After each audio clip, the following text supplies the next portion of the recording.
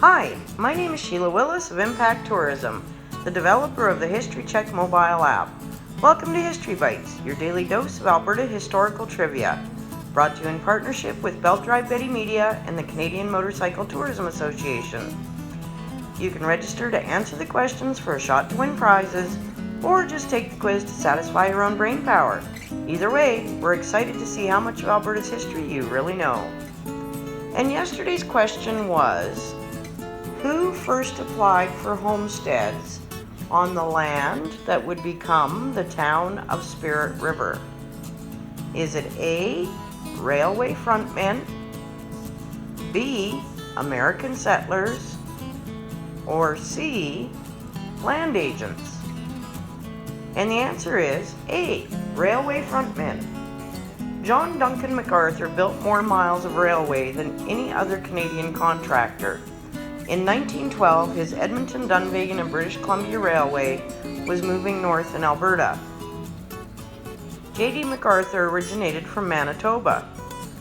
Also from Manitoba were Hugh Macintyre, Donald Campbell, Thomas McNichol, and Alexander Morrison. These four men made the journey from Pipestone, Manitoba to northwestern Alberta, where they each filed for homestead on one of the quarters of Section 22, Township 78, Range 6, west of the 6th Meridian. None of them intended to actually homestead. They soon abandoned their claims, which were purchased by McArthur's Railway, and this section of land became the Spirit River town site.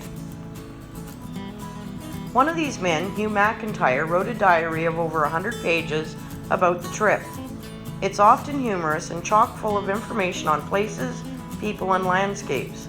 It's one of my favorite documents in the Provincial Archives of Alberta in Edmonton. He says things like, Goodwin has promised a supply of prunes and milk. Just fancy being tickled to death to get a pound or two of prunes. Or, there must be something in a new land, away out in the wilds far from the maddening crowds that make people kindlier to each other. You just don't find this spirit in the cities. And girls are very scarce up here, and as a natural consequence, the few who are here reign supreme. Even the married ladies are giddy, at least by reputation, and certainly we have no reason to doubt this information from what we've observed. These men slogged through mud, snow, steep hills, and had to wait for over a week, along with an assortment of other travelers, for the ice to go out on the Big Smoky. His comment after that was, We were told that once we crossed the Big Smoky and climbed the hill, that the sight which would meet our eyes would be ample reward for all the trials and tribulations of the trail. But don't you ever think it. We don't. There are many miserable liars in this world, and that man was surely one of them. Since leaving Edmonton, almost a month ago now, we have seen but little to take the eye. Well, Hugh might have had a poor opinion, which was no doubt influenced by the springtime trail, food rations, and probably the occasional louse. But once arriving in the Spirit River and Grand Prairie region, the men began looking for land.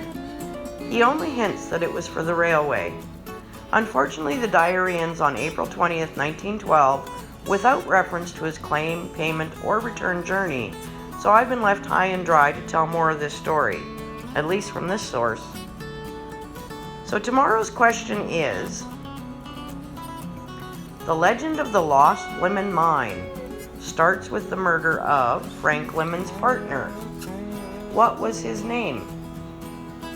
A, Lafayette, B, Blackjack, or C, Senator?